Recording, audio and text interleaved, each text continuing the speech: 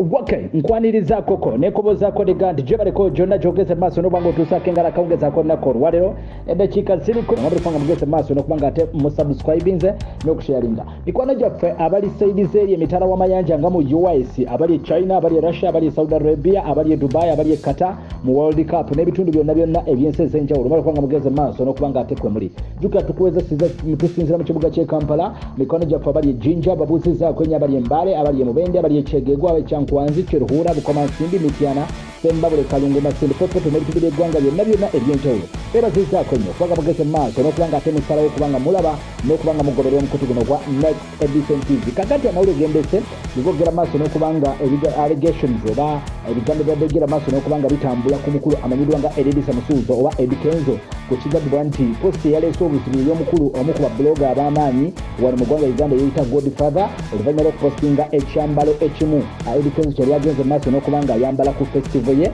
era ng'omukulu ono n'agamba nti ekyambalo kino kiraga lwatu nti Eddie Kenzo ayina amasaani gagenda maaso n'okubanga asinza agagenda maaso n'okubanga gamuwa amaanyi jjukira nti ono yali akagenda maaso n'okubanga ava mu festival amangu ddala n'akaseera mpawo we kaaga ate n'agenda n'okubanga anominatingibwa direct mu zetwandise Grammy Awards era n'abeera omu East Africa asookedde ddala omuyimbi okuva mu East Africa okubanga abeera nominated mu ezo awards ekintu ekitali kyangu ng'ate abayimbi bangi nnyo abagenda maaso n'okubanga bali wano mu Africa ab'amaanyi ennyo botayinza kubanga okomparinga ku mukulu amanyiddwa nga Edisa Musuuza jjukira nti Eddie Kenzo si gwe mulindo gubadde gusoose okujja oba okubanga ayogerwako ebigambo ebifaananako bwe bityo ebimu ku bigambo byajjukira obulungi ebyabaleetera okubanga bafuna obutakkanya n'omu ku b'amawulire ab'amannya wano mu ggwanga Uganda yali Kasuku mu mwaka weyakubira oluyimba lwa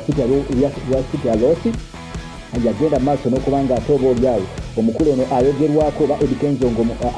asalwako ebigambo ebyokuba nti ono yali agenze maaso n'okuba nti ayina amasaani era agasinza nti alabika ali mu Illuminati era n'ekyokubiri nti ono omukulu yayina ebintu ebirala byali agenda maaso n'okubanga asirikidde ebintu ebitali byangu era ekintu ekyagenda maaso n'okubanga kitabula Eddie Kenzo okakkana nga bagenze maaso n'okwegwa mu malaka ne batandika okulwanagana n'omunnamawulire ono ku bigambo byali bigenda maaso n'okubanga binoogerwako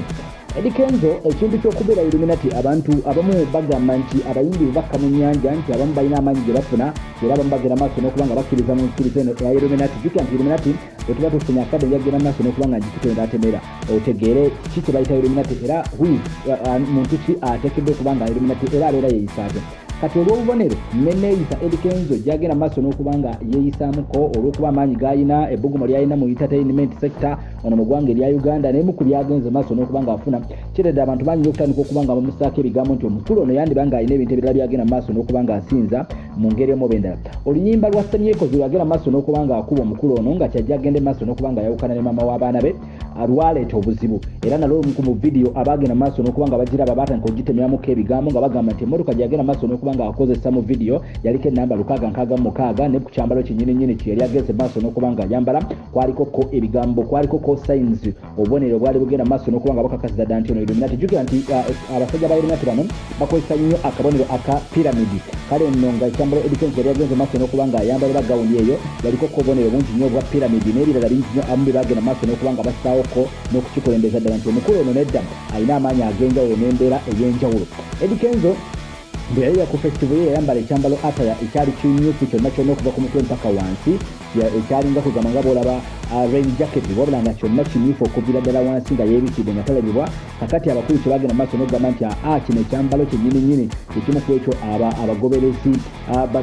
basitaani oba bagenda maaso n'okugoberera mu nkiriza eno eya Illuminati engeri gye bagenda maaso n'okubanga bambala wabula Eddie Kenzo mugezaako okubanga yeewozaako yaleese ekyambalo kyennyininyini mu mawanga ag'ebweru nga gyekiri n'agamba nti wano mu Uganda bye tulabanga ebizibu ate bye tulabanga ebitasoboka mwana wattu eri mu America bibeera bya bulijjo oba mu nsendera ez'ebweru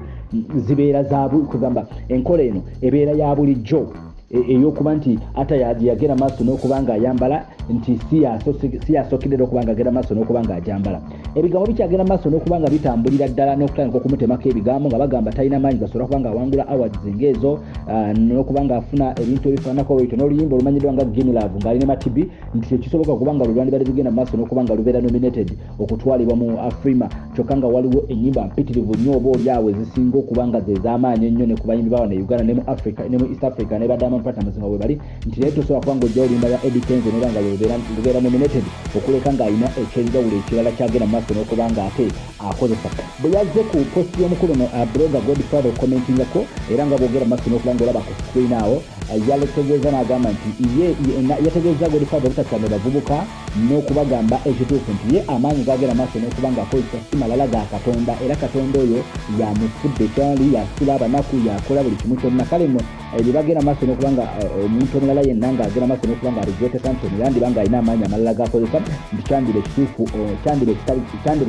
kugaba si kituufu n'omulundi n'ogumu era n'asaba abantu balala bonna obutagenda maaso n'okuba nga ate babiwabudde n'okuba nga babigoberera. Kakati nno bye bigenda maaso n'okuba nga biri ku musajja waffe amanyiddwa nga Edilisa Mutuuza Eddie Kenzo ddala kituufu ali mu Illuminati oba tali mu Illuminati ye ddala amaanyi bw'aba ng'agenda maaso n'okuba nga akola bino byonna maanyi ki gagenda maaso n'okuba nga akozesa okwawukanako ne kuba n'abalala bebagenda maaso n'okuba nga bamwogerera nti omukulu ono yandiba nga alimu kwengeri endala. Jjukira nti ebintu bingi ebisi bigenda maaso n'okuba nga bimwogerwako waliwo n'oluvuvumo lwali lugenda maaso n'okuba nga lwogerebwa nga lulaga nti omukulu ono era actually omukulu ono amanyiddwa nga Jjajja Ichuli omu ku blogger nawe omu ku abo bagenda maaso n'okuba nga bamwa balira ne bategeeza nti ono n'ennyumba gye yazimba mwana wa tutagisulamu nti alina amaka g'atasulamu kyokka nga ge maka ago agandibadde amalungi Rema mwe yagenda maaso n'okuba nga ava n'ekisinza okwewuunyisa nti omukulu ono tageebakamu bw'ayebakamu hotels n'ebirala bingi byonna bikyali byambu okusinziira ku bablogger abamu ku abagenda maaso n'okuba nga bamutambulirako n'okuba nti wano okka olina okuba ng'ogera maaso n'okuba nga ate ofunira amawulire agakwatagana ku mawulire ku baserebu n'abakulu abalala naddala mu eno program enyiddwa nga ekiwozi kya Town, the best and perfect entertainment show.